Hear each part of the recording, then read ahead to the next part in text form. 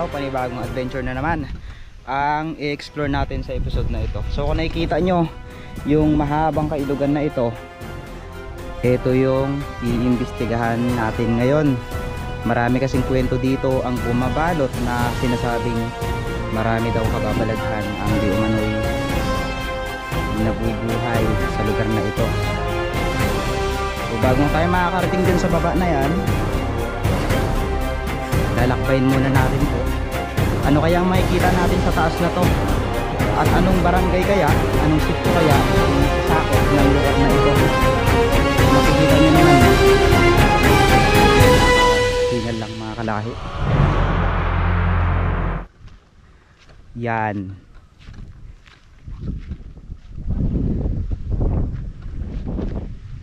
So ayun yung tinatawag na dam. So doon tayo mamaya pupunta at titignan din natin kung ano yung area na yun.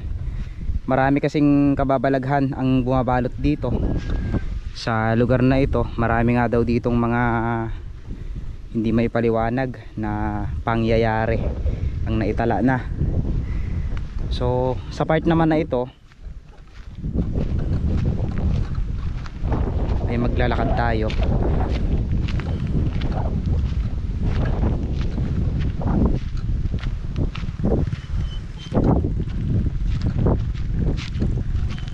Wow, ayun, may mga trailer. May mga trailer dito mga kalahi na pwedeng ayun no. Paano sila makakaliko diyan? Nakakatakot, baka maano sila.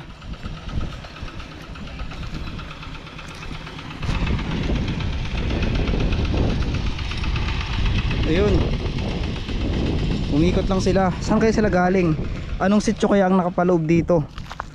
Wow, napakaganda naman dito mga kalahi. Pwede tayong mag-camp. Pwede tayong maglagay ng camp dito. Ganda.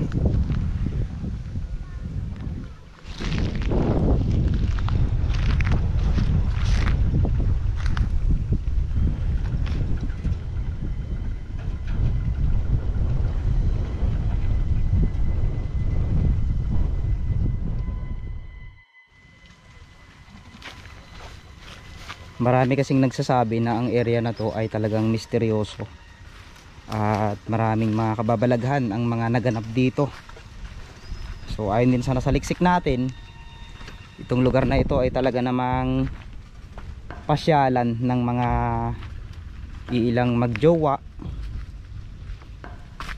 Nandito tayo sa mga batuhan. Tabi lang po.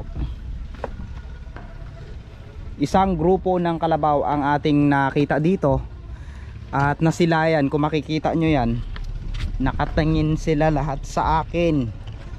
Wala naman akong kasalanan sa inyo. Itong area na ito, dito daw nila nakikita yung bulang apoy na madalas na tumatawid hanggang doon sa Mantangkob River. So nakakilabot lang. Nakikita nyo ba yon? Yun na yung daanan patungong Paklulo. At ito yung dam, pag ganun, diretso siya. Pakiramdam ko parang may mga syukoy na nakatingin sa akin. Ito yung area nya. Mas maganda nga dito magpahinga sana eh. Hindi lang maraming kalabaw. Pwede tayo mag-ihaw dito. Mas safe pa.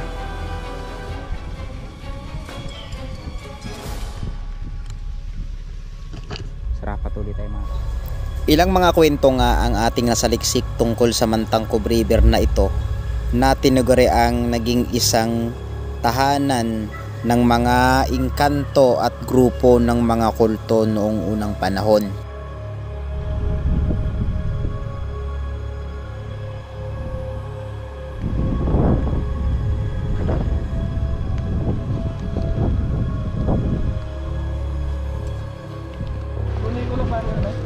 Kung kanina lumipat tayo sa isang spot na nakita natin doon yung ganda ng formation ng mga kalsada, ay ngayon naman ipapakita naman namin sa inyo itong Mantangkob River na kung saan isa rin to sa napakaganda, iconic na lugar na matatagpuan sa Occidental Mindoro, part ng Magsaysay. Ayan, so kung saan syempre maliligo muna tayo bago natin ikwento lahat ng mga kababalaghan, mga kwento na nakapaloob dito sa Mantangkob. Tara, let's G! And welcome back to another episode. Sarap maligo. Hanggang dibdib na daw doon ni Kuya Joms. Ngayon, kinakabahan ako kasi hindi ako marunong lumangoy. Lunod na kasi ako sa pag-ibig.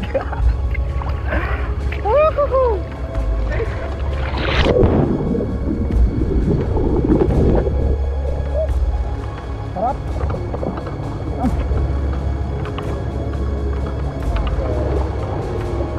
Hindi tayo mag-stay sa tubig kasi na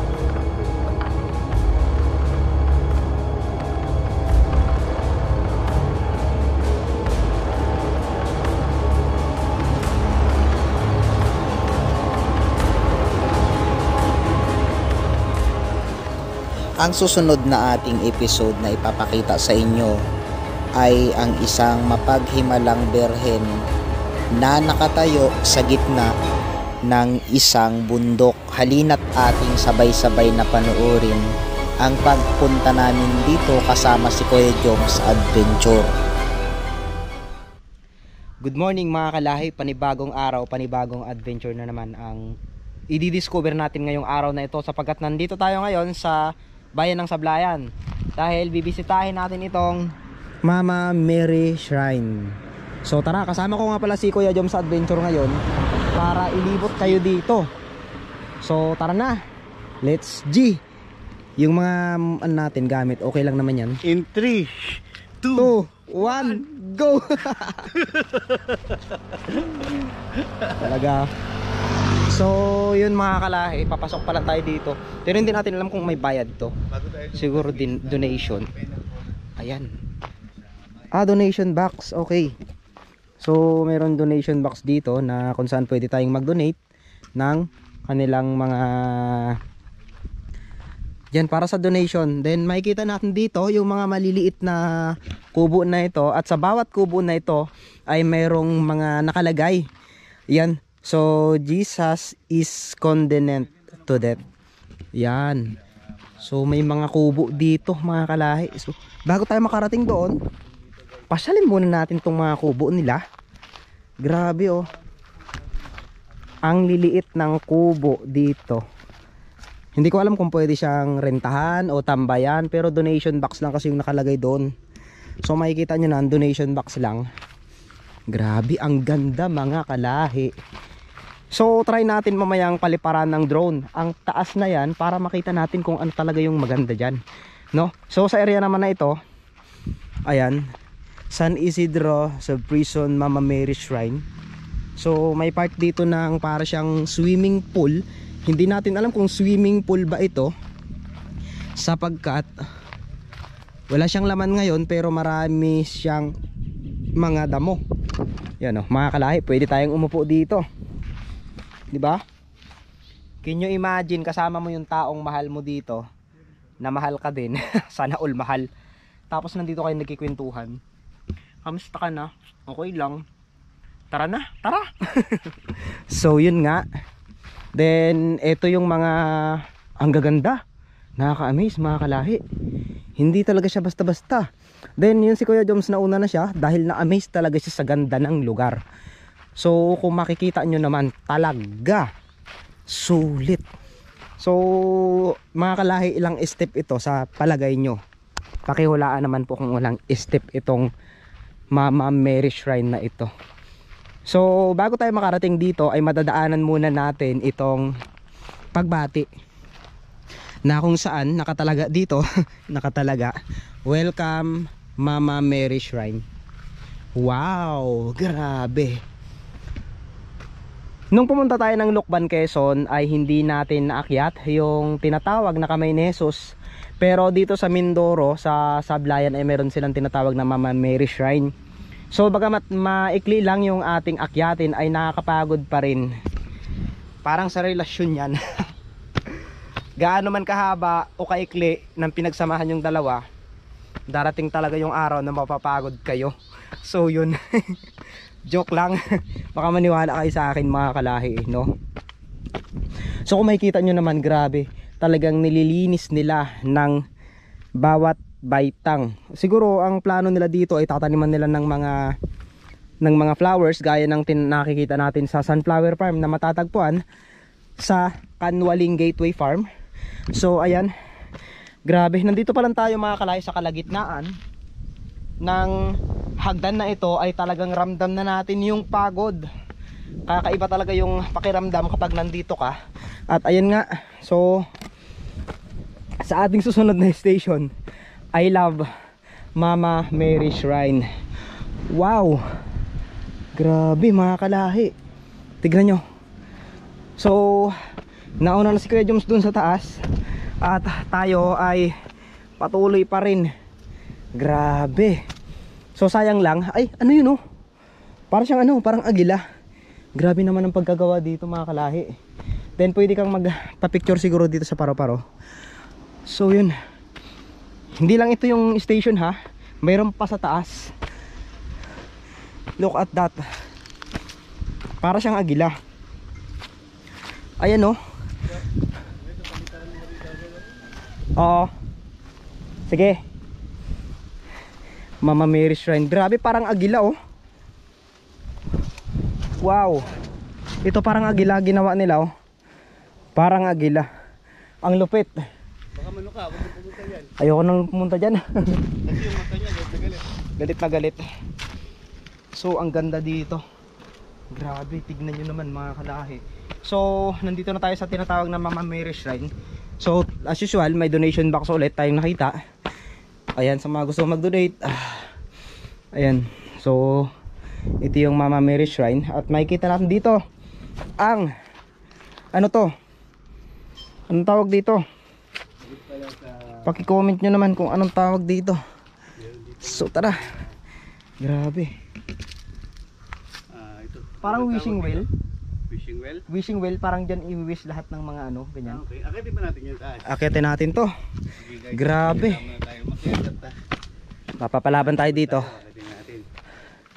Ganda dito, oh. Ibang klase.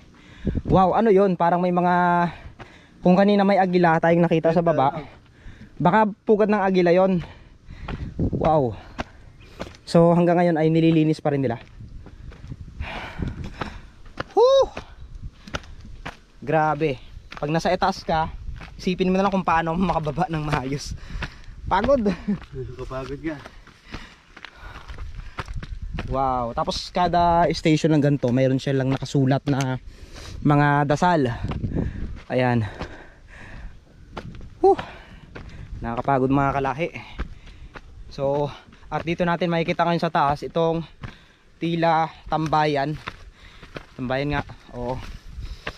So perfect to para sa mga magjowa. Sana all. Tumaob na.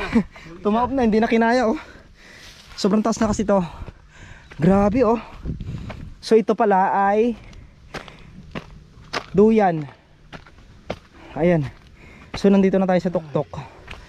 Nakakapagod. So guys, natin na rin natin yung Primula Station. Grabe, oh. Can you imagine? At ito yung tanawin niya, guys. Ganda, kitang kita ang buong bayan ng Sablayan. Wow. Grabe, oh. So kapag nandito ka sa taas, ito yung overlooking na makikita nyo. Tanaw na tanaw ang buong bayan ng Sablayan na makikita nyo. Sulit. Sulit ang pagpunta namin dito mga kalahi. Bagamat saglit na oras lang kaming nakapunta dito, ay talaga namang ma-amaze ka sa ganda. So ito yung cross. Try natin siyang paliparan ng drone mamaya para at least kahit paano ay nakita nyo yung buong ganda na to. So yun si Kuya Joms, so makikita nyo. Napakasipag naman ng mga gumawa na to kasi ang tindi ng ginawa nila dito. Ayan.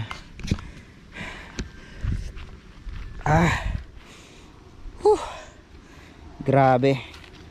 So, pakikirin mo ako. Diyan ako sa video ko nakabag ito yan. Mga 10 seconds. 10 seconds. Okay.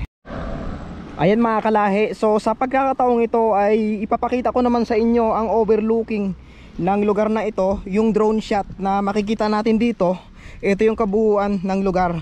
So bahagyang nagpahinga muna si Kuya Joms para naman makapag-isip siya ng mga bagay na kailangan gawin. Ayan, so sana maging successful ang pagpalipad natin kay Baldog dito na makikita natin. So simula doon, kung nakikita nyo yun, napakalayo, diba?